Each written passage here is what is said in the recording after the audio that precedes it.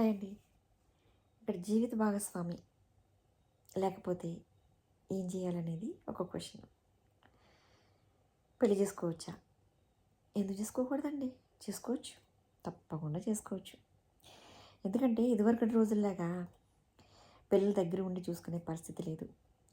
తండ్రి బాధ్యతను తీసుకొని వాళ్ళ వ్యాపారాన్ని కానీ వృత్తిని కానీ చేపట్టే పరిస్థితి అయితే లేదు. ఈరోజు కులాంతర వృత్తులు అనేవి లేవు. అందరూ చదువుకుంటున్నారు. చదువుకోవడానికి మరి హాస్టల్లో ఉండి చదువుకుంటున్నారు. చదువుకునే వయసులో కూడా. తర్వాత పెద్ద చదువులు చదవడానికి విదేశాలకు వెళ్ళిపోతున్నారు. ఇంక పెళ్ళైతే అక్కడే సెటిల్ అయిపోతున్నారు. ఇక్కడ వచ్చే అవకాశాలు చాలా తక్కువగా ఉన్నాయి.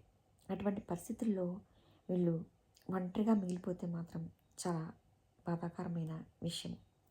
ఎందుకంటే అప్పటిదాకా పిల్లల్ని చదివించి కష్టపడి వాళ్ళ ప్రయోజకులను చేసి వాళ్ళకి ఖర్చు పెట్టి ఇవన్నీ చేసిన తర్వాత వాళ్ళు రిలాక్స్ అయ్యే సమయంలో జీవిత భాగస్వామి లేకపోతే అది చాలా తీరని లోటు.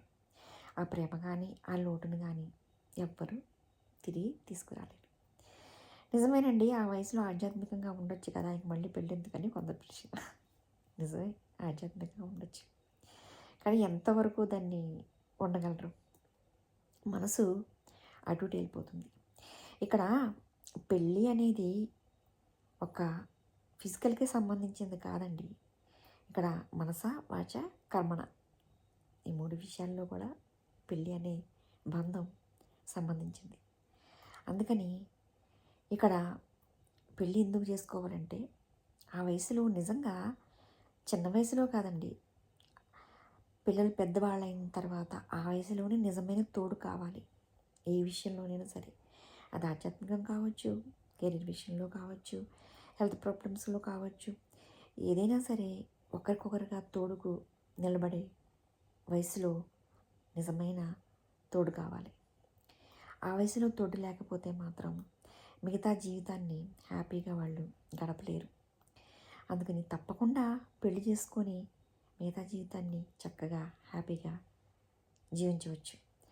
సెటిల్మెంట్లు చేసుకొని ఆస్తి విషయాలు కానీ ఉంటే అవి కూడా సెటిల్మెంట్ చేసి పిల్లలను ఒప్పించి చక్కగా పెళ్లి చేసుకొని ఒకరికొకరు తోడుగా ఉండి అన్ని విషయాల్లోనూ, అంటే ఇక్కడ ఒక ఆధ్యాత్మికం అనే కాదు, ప్రతిదీ కూడా హెల్త్ విషయంలో కూడా, ఎక్కడికైనా కలిసి వెళ్ళాల్సిన విషయంలో కూడా ఒకరి భావాలు ఒకరు పంచుకోవడానికి, ఒకరి మనసును ఒకరిని తెలుపుకోవడానికి, ఒకరి ఇష్టాలు ఒకరు తెలుపుకోవడానికి, ఇవన్నీ కూడా పంచుకోవడానికి ఒక తోడు కావాలి. మరి ఫ్రెండ్స్ ఉంటారు కదా, కొలీగ్స్ ఉంటారు కదా, బంధువులు ఉంటారు కదా, దీనికి ఏంటండి అంటే నిజమే ఉంటారండి. ఎవరు ఎంతవరకు ఉంటారు? ఒక్కరోజైనా ఉంటున్నారా ఈ రోజుల్లో? ఒక్కరోజు కూడా మనకు వచ్చి సాయపడే వాళ్ళు ఉండలేదు. ఎందుకంటే అందరూ చాలా బిజీ లైఫ్లో ఉంటున్నారు. ఎవరి లైఫ్ వాళ్ళది. వచ్చి పెళ్ళికి కూడా పెళ్ళి చేస్తే కూడా వచ్చి అలా వెళ్ళిపోతున్నారు. అటువంటి సమయంలో మనకి ఎప్పుడు అంటిపెట్టుకొని వారు ఎవరు ఉంటారు? ఒక జీవిత భాగస్వామి తప్ప. ఈ రోజుల్లో భార్యాభర్తే గ్యారంటీ లేదు.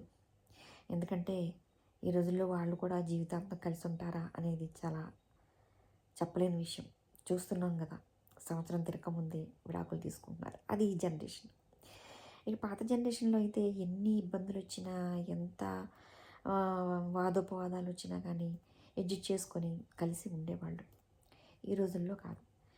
కానీ అంతలా ఉండి కూడా అన్ననాళ్ళు కలిసి ఉండి ఒక్కసారిగా అకస్మాత్తుగా జీవిత భాగస్వామిని కోల్పోతే చాలా బాధపడే విషయం. అందుకని తప్పకుండా ఆ జీవిత భాగస్వామిని మర్చిపోయారని కాదు, అక్కడ వాళ్ళు ఉంటారు. వాళ్ళు ఎలాగా తిరిగి ఈ భూమి మీదకి తీసుకురాలేము. కానీ మిగతా జీవితాన్ని మనం ఒంటరిగా ఉంటూ అదే తలుచుకొని బాధపడుతూ మనసుని కలగం చేసుకొని ఎందుకు మిగతా జీవితాన్ని పాడు చేసుకోవాలి? వాళ్ళు ఎలాగో తిరిగి రారు. అందుకని భర్త తోడు కానీ భార్య తోడు కానీ చాలా అవసరం. అందుకని పెళ్లి చేసుకొని మిగతా జీవితాన్ని చక్కగా హ్యాపీగా గడపాలి. ఆధ్యాత్మిక విషయంలో కొంతమంది ఆధ్యాత్మికంగా ఉండొచ్చు కదా, మళ్ళీ పెళ్ళెందుకు ఆ వయసులో అని అడుగుతారు. నిజమేనండి, ఆధ్యాత్మికం చేయడానికి కూడా తోడు కావాలి. అప్పుడు ఆధ్యాత్మికం మంచిగా చక్కగా ఫాస్ట్గా వెళ్ళిపోతుంది. ఒక ఆధ్యాత్మికమనే కాదు, హెల్త్ ప్రాబ్లం విషయంలో, మిగతా విషయాల్లో, ఏ విషయాల్లోనైనా సరే ఒకరికొకరు తోడు ఉంటే మాత్రము చక్కగా హ్యాపీగా జీవితం కొనసాగుతుంది. అందుకని సరే, ఇంకో విషయము, చిన్నపిల్లలు ఉంటే చిన్న వయసులోనే భార్యను కోల్పోతే, మరి తల్లిదండ్రులు ఉంటే వారి బాధ్యతని తీసుకోవాల్సి వస్తే మరి పెళ్ళి అనేది చాలా కష్టమవుతుంది. ఆ విషయంలో కూడా అంగీకరించడం కష్టం. కానీ ఇట్లా ఉన్నప్పుడు ఏం చేయాలి అనేది మరో వీడియోలో చూద్దాము.